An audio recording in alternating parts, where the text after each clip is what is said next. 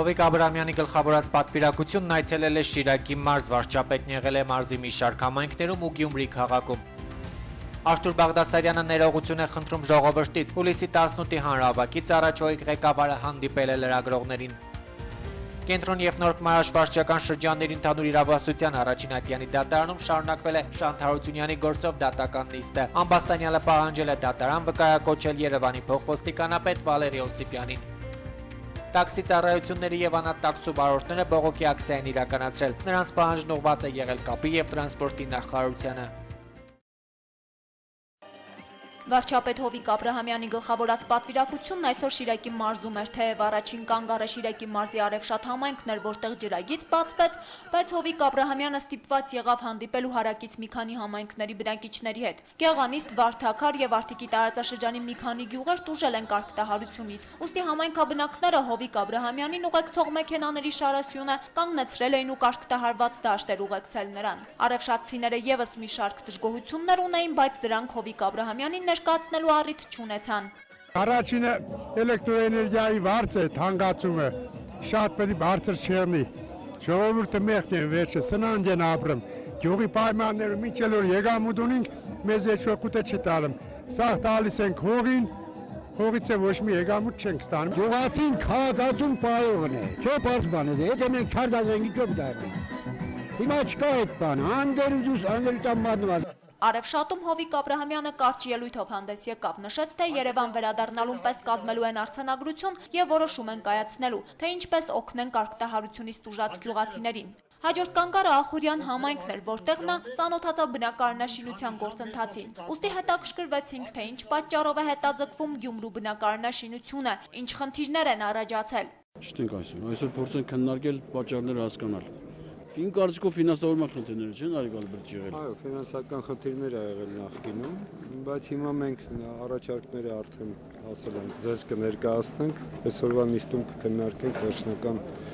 Այսօր այդ որոշումը մենք կկայացնենք, պատճառները հասկանանք։ Հովիկ Աբրահամյանն անդրադարձավ Գյումրիում գործազրկության, արտագաղթի բարձր ցուցանիշներին, սոցիալ-տնտեսական վիճակին։ Հարցրեցինք, թե ինչ վիճակում է գործարար ոլորտը, չէ՞ որ Հովիկ Աբրահամյանը խոստացել էր այն բարելավել մինչև հուլիս ու վիճակագրություն ներկայացնել։ Հիմա 10 դյունակը մենք կտանք հաշվետվություն, ֆինանսների նախարարությունը եւ կառավարությունը դուք կլսեք այդ գործընթացի արդյունքները։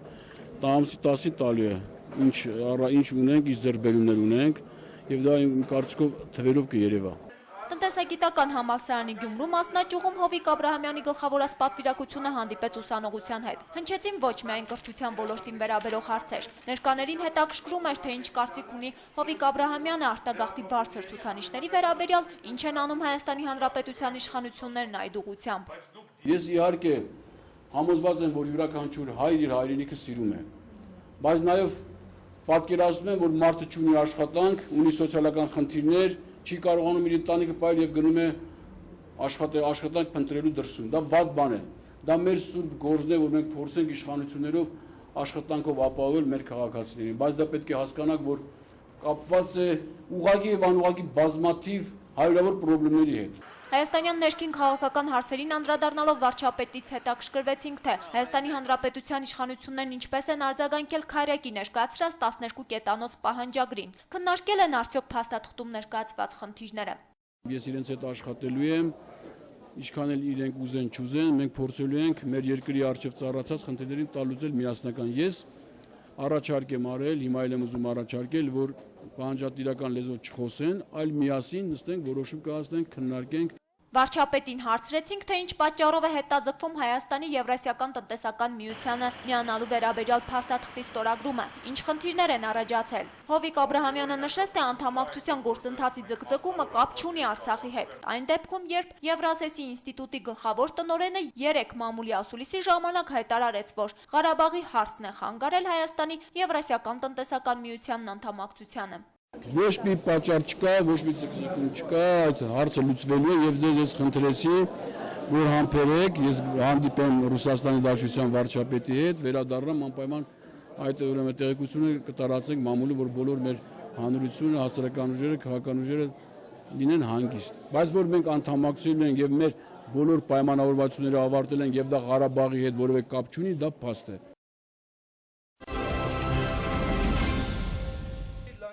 Աշխատանքային այցով Շիրակի մարզ այցելած Հովիկ Աբրահամյանին հանդիպելու եւ իրենց խնդրի մասին անձամբ բարձրաձայնելու նպատակով Գյումրու Անտարավան 3-րդ թաղամասի 26-րդ շենքի բնակիչները հավաքվել էին Շիրակի մարզպետարանի շենքի դիմաց, հույս ունենալով իրենց խնդիրը լսելի դարձնել կառավարության ղեկավարի մոտ։ Քոնե տես կանգնին, մենք բնակիչներս է կօգնենք, գումարներ տնենք կոնե, մեր հարցը այսօրվա դրությամբ անորմալ է, ոչ կոյուղի ունենք, ոչ ջուր ունենք։ Հավաքվածներին սակայն այդպես էլ չհաջողվեց զրուցել Հովիկ Աբրահամյանի հետ։ Վարչապետը ժամանեց մարզպետարան եւ հեռացավ, այդպես էլ չմոտենալով իրեն սպասող եւ բողոքի ցույց իրականացնող գյումրեցիներին։ Նշենք, որ օրեր առաջ Անտարավան 3-րդ թաղամասի 26-րդ շենքի բնակիչները դարձյալ բողոքի ցույց էին իրականացրել Շիրակի մարզպետարանի դիմաց։ Նրանք պահանջել էին հանդիպում Շիրակի մարզպետ Ֆելիքս Սոլակյանի հետ։ Վերջինս խոստացել էր բնակիչների խնդիրը ներկայացնել կառավարություն։ Հիշալ շենքը վթարային 4-րդ աստիճանի կարգավիճակ ունի, բայց եւ այնպես բնակեցված է։ Օրինաց երկիր կուսակցությունն այսօր հրավիրված մամլոասուլիսի ժամանակ հրապարակել են դիմություն դառնալուց հետո քննարկումների արդյունքում կուսակցության մշակած 5 եզրակացությունները։ Դրանք վերաբերում են քաղաքական, տնտեսական, սոցիալական, իրավական ու արտաքին քաղաքականության մեջ առկա խնդիրներին։ Այս բոլոր հարցերին ՕԵԿ-ը մանրամասն անդրադառնալու է հունիսի 18-ին նախատեսված հանրապակի ընթացքում։ Հանրապակը սակայն կուսակցական չէ եւ բաց է բոլոր քաղաքական ուժերի համար։ Ով կմիանա մեզ, ինչ ֆորմատով, դա նրանց իրավունքն է։ Միակ բանը, որ կարող եմ ասել, սա կուսակցական հանրահավաք չէ։ Արտեն ընդդիմադիր Արթուր Բաղդասարյանը սակայն չի տեսնում Սերժ Սարգսյանի հրաժարականը պահանջելու կամ արտահերթ նախագահական ընտրություններ անցկացնելու անհրաժեշտությունը, քանի որ Սերժ Սարգսյանը արդեն իսկ հայտարարել է, որ իր պաշտոնավարման ժամկետը լրանալուց հետո դուրս է գալու մեծ քաղաքականությունից։ Արտահերթ նախագահական ընտրությունները դա նշանակում են շատ ավելի լուրջ ցնցումներ մեր հասարակության մեջ։ Նախագահական ընտրություններում իր առաջադրման հավանականությունը չբացառող Արթուր Բաղդասարյանը դեմ արտահայտվեց նաև սահմանադրական փոփոխություններին, շեշտելով, որ կառավարման գործող համակարգի փոփոխությունը ՕԵԿ-ի համար ցանկալի չէ։ Հարկ է նշել, որ առաջարկվող փոփոխություններով նախատեսվում է անցում կատարել խորհրդարանական կառավարման, ինչն էլ ենթադրում է նախագահի լիազորությունների սահմանափակում։ Կառավարման համակարգին առնչվող փոփոխությունները մեզ համար մի արժեք անընդունելի են, որտեղ մեր երկիրը գտնվում է պատերազմական իրավիճակում։ Արթուր Բաղդասարյանը նաև խոստովանել է, որ իրենց գործունեության ընթացքում շատ հաճախ սխալվել են եւ դրա համար ներողություն է խնդրել հանրությունից։ Այսօր Երևանի կենտրոն եւ Նորք Մարաշ վարչական շրջանների դատարանում շարունակվել է Շանթ Հարությունյանի եւ նրա ընկերների գործով դատավարությունը։ Դատական կարգադրիչներին տրված կարգադրությունն այսօր դատավորի կողմից խիստ է եղել։ Կանգնած մարդ դալիճում չի լինելու։ Միևնույն ժամանակ դատարանը չէր ապահովել դատապրոցեսը լուսաբանելու համապատասխան պայմաններ։ Հետևաբար ոչ միայն մի խումբ քաղաքացիների, այլև մեր նկարահանող խմբին էին արգելում մտնել դահլիճ։ Մենք բանավոր կարգադրություն ունենք դատավորող նախագահի կանգնած մարդ միջանցներում շտացիվ չի լինի։ Ազատ տեղ լինելուց հետո միայն ստիպված եղան թողնել նաև գալայի օպերատորին, իսկ մինչ այդ մասնավորապես Շանթ Հարությունյանը ուշադրություն էր հրավիրել երթի ժամանակ Վալերի Օսիպյանի ներկայության վրա։ Պահանջեց, որ դատարանն ապահովի նիստին վերջինիս ներկայությունը, պարտադիր համարեց փոխոստիկանապետի հարցաքննությունը։ Դատավորը հայտարարեց, որ նա ևս դատակոչի ցուցակում է եւ առաջիկա նիստերից մեկին կներկայանա։ Այնուհետև հայտարարություններով հանդես եկան նաև մյուս ամբաստանյալները, խոսելով ոչ միայն տեսանյութի իրենց ձերբակալության, այլև երկրի կարևոր խնդիրներից։ Արժի համակարգի հետ կապված ձեր ցուցմունք ունք ասել։ Ապա ցուցի հետ կապված էլ այդ հարությունը արեցիք։ Նստեք։ Բան դատավոր, այս դեպքը խիղճ բան, այդ Արությունյան դու կարգը խանգարում եք նախազգուշացնում եք։ Ամբաստանյալին դատավորը չթույլատրեց խոսել արժեհամակարգի մասին, փոխարենը դա արեցին մյուս մեղադրյալները։ Ապա դատարանն անցավ իրեղեն ապացույցների հետազոտմանը, փայտյա մահակներ, դիմակներ, ինքնաշեն զրահատեխնիկա համարվող սարքեր, փոշենման զանգված, անձեռոցիկ եւ այլն։ Ամեն ինչ բացի Շանթ Հարությունյանի որդու լուսանկարչական ապարատից եւ զրահաբաճկոնից, ինչի վերաբերյալ Շանթ Հարությունյանը դիտարկումներ արեց։ Դեռ որ Գասպարյան Հովայց սկսած ամբողջ ոստիկանությունը թենչականով առնվազն դեպիլ է, եթե զրահաբաճկոնը բերեն, ասեն սրանով բռնություն գերեցուն են գործադրել։ Փաստերին հաջորդեց Ամբաստանյալի երկարաշունչ ճառը ոստիկանների պահվածքի, դատական ու ոստիկանական համակարգի անկատարության եւ իր խոսքերով ասած իրենց վրա սարքած գործի վերաբերյալ։ Դատական նիստը հետաձգվեց մինչեւ հուլիսի 11-ը։ Այսօր բողոքի ակցիա էին կազմակերպել տաքսի ծառայությունները եւ անհատ տաքսու վարորդները։ Վերջիններս բողոքում են ու պահանջում տրանսպորտի եւ կապի նախարարությունից, որպեսզի գործածության մեջ դրվի տաքսի ծառայությունների ոլորտը կարգավորող օրենքը եւ վերացնեն գոյություն ունեցող ազատ դաշտը։ Ինչի ես պիտի տամ, իրանք չտան։ Ես 100,000 տամ, իրանք 30,000, տարբերությունը մեծ է, չէ։ Այդ իմ եկամուտից է, չէ, գնում։ Դեռ նախորդ տարվա մարտ ամսին նույն հարցի առնչությամբ քաղաքացիական դիրքորոշում հասարակական կազմակերպության նախագահ Գևորգ Դոստունյանն ու մի շարք վարորդներ հանդիպել էին տրանսպորտի եւ կապի նախարարի հետ համաձայնության եկել այս դաշտի ազատ գործունեության եւ ինքնակարգավորման մասին։ Երբ լրագրողները հասարակական կազմակերպության նախագահին հիշեցրին այդ համաձայնության մասին, Գևորգ Դոստունյանը մեկնաբանեց. Օրենքի կասեցումը ոչ մի հարց չի լուծում գործազրկության։ Տաքսի սերվիզների մեքենաների կեսը կանգնած է վարորդ չլինելու պատճառով։ Սպառողների միության նախագահ Արմեն Պողոսյանը գալայի հետ զրույցում նշեց, որ այնպիսի ոլորտ, ինչպիսին տաքսի ծառայությունների ոլորտն է, ինքնակարգավորման թողնել չի կարելի։ Երբեմն հաշվի չունեն ու ասում են սպիդոմետրը արագաչափը ցույց է տալիս։ Դա եղավ, որ ինձ էլի նվաստացրեցին, ինչի ես պետք է թվերը կարդամ ու գումարեմ իրար, որպեսզի իմ հաշվարկը ստուգեմ։ Ակցիայի ողջ ընթացքում կազմակերպիչներն ու մասնակիցները սպասում էին սկզբում նախարարին, ապա փոխնախարարին, սակայն վերջում ակցիայի մասնակիցների հետ հանդիպման եկավ նախարարության ներկայացուցիչը։ Որ օրենքների փաթեթը ազգային ժողովը անցնում է երկրորդ ընթերցմամբ անցել է, երրորդ ընթերցմամբ երբ որ կլսվի համապատասխանաբար հետո նոր կառավարության որոշումներին համապատասխան ընթացք կտանք։ Ըստ նախարարության ներկայացուցչի օրենքների փոփոխությունները միտված են սպառողների իրավունքների պաշտպանությանը, դաշտի ավելի պարզեցմանն ու տարբեր տիպի վճարումներից ու քաշքշուկներից խուսափելուն։ Գյումրու ավստրիական մանկական հիվանդանոցի ծննդաբերական բաժանմունքում 1.5 ամիս առաջ տեղի ունեցած դժբախտ դեպքի պատճառները դեռևս հայտնի չեն։ Հիշեցնենք, Գյումրու բնակչուհի 1975 թվականին ծնված Կարինե Պապանյանը իր երրորդ երեխան ծննդաբերելիս մահացավ։ Նրա հետ միասին մահացավ նաև դեռևս չծնված փոքրիկը։ Մարզի առողջապահական համակարգի պատասխանատուներն ու հիվանդանոցի ծննդաբերական բաժանմունքի բժիշկներն արձանագրեցին, թե պատճառը Կարինեի մոտ արձանագրված սիրտոկային անբավարարությունն է եղել, ու բացի այդ նրա մոտ հայտնաբերվել պտղաջրերի էմբոլիա։ Կարինե Պապանյանի ընտանիքի անդամների համար այս վարկածը շարունակում է մնալ անընդունելի։ Ավելին, նրա ամուսինը Սամվել Հովհաննիսյանը այն կարծիքին է, որ նախաքննական մարմինն օբյեկտիվ գործունեություն չի իրականացնում։ Գալայի լրագրողի հետ զրույցում Սամվել Հովհաննիսյանն ասել է. Ոչ մի բան տեղեկություն չկա, քննիչները պատասխանը, որ Երևանից պիտի պատասխանը կա, մենք ոչ մի բան չենք կնայենք։ Ես մինչև վերջ պիտի երթամ, որ ճիշտ բացահայտվի, որովհետև անպայման բժիշկը մեղավոր է եղել։ Սամվել Հովհաննիսյանն անհանգստացած ու մտահոգված է, որ դեպքից 40 օր անց դեռևս հայտնի չէ մահվան պատճառը, այսինքն դիակի փորձաքննության արդյունքները։ Նա շարունակում է մնալ այն համոզմանը, որ կնոջ ու դեռևս չծնված փոքրիկի մահվան պատճառը բժշկի անտարբերության ու անզգուշության հետևանքն է եղել։ Ուստի պահանջում է, որպեսզի բժիշկ-գինեկոլոգն աշխատանքից ազատվի ու զրկվի մասնագիտական որակներից։ Ժամի 5-ից ինքինս տանջանքով ցավերը քաշել եմ մինչև 10-ը, դու միջոց չես դեռ ուղղակի նստած սպասել ես, թե ինքը իրանով կազատվի։ Շիրակի մարզի դատախազ Ռաֆի Ասլանյանից Գալայի լրագրողը հետաքրքրվել է, թե ինչ պատճառով են ուշանում փորձաքննության արդյունքները եւ ինչ կարծիք ունի դատախազն այն մասին, որ Կարինեի ընտանիքի անդամները դժգոհում են նախաքննության ընթացքից ու գտնում, որ նախաքննական մարմինն օբյեկտիվ չի աշխատում։ Այս առնչությամբ Ռաֆի Ասլանյանն ասել է. Սա այն հանցագործությունն է, երբ ես ասել եմ, կախված է եզրակացությունից, այսինքն եթե նախաքննական մարմինը սպասվա, որ եզրակացություն ստանա, հաջորդ փորձաքննությունը նշանակի, նախաքննական մարմինը ուրիշ ինչ պետք է անի։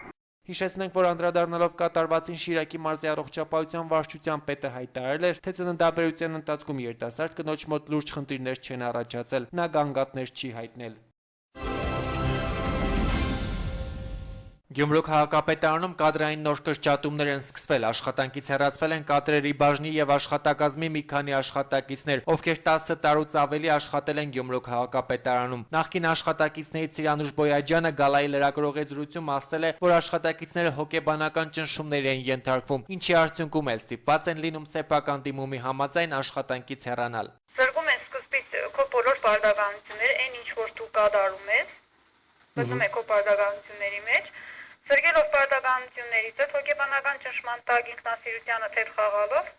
ստիպում են ամեն օր դիմում կրել ազատման։ Սիրանուշ Բոյաջյանի խոսքերով ինքը մի քանի անգամ փորձել է պարզել, թե ինչու են իրենց ստիպում աշխատանքից ազատման դիմում գրել։ Որևէ պարզաբանում ստանալ այդպես էլ չի հաջողվել։ Մի քանի անգամ ինքս ես եմ ասել. խնդրում եմ ասեք, ինչն է պատճառը դիմում կրելուց ազատման։ Խնդրում եմ հիմք տվեք իմ դիմում կրելու համար։ Իրանք ոչ մի հիմք չտալով ստիպում են ամեն օր որ դիմում կրի։ Ինչ է կատարվում Գյումրու քաղաքապետարանում եւ ինչ պատճառով են իրականացվում կադրային կրճատումներ։ Գալայի լրագրողի հետ զրույցում Գյումրու քաղաքապետ Սամվել Բալասյանյանը նշել է, թե կրճատումների պատճառը հնարավոր է երկու բաժինների միացումն է եղել։ Ինչ վերաբերում է նախկին աշխատակցի այն պնդումներին, թե հոգեբանական ճնշումների արդյունքում է աշխատանքից սեփական դիմումի համաձայն դուրս եկել, Սամվել Բալասյանյանն արձագանքել է. Ինչ հոգեբանական ճնշում է, զում ես տեսնում հոգեբանական ճնշումի բանը։ Դե ո՞վ է ասել։ Հավելենք, որ Գյումրու քաղաքապետարանից տեղեկացրեցին, որ Սիրանուշ Բոյաջյանն աշխատանքից ազատվել է սեփական դիմումի համաձայն 2012 թվականի նոյեմբերի 15-ին։ Ինչ վերաբերում է ճնշումներին, ապա Գյումրու քաղաքապետարանի Գյումրու քաղաքապետի անմիջական եւ ամենօրյա շփումը հիմնական բաժինների ղեկավարների մակարդակով է կատարվում եւ ուղղակի շփումը քաղաքապետարանի բոլոր աշխատակիցների հետ ֆիզիկապես հնարավոր չէ։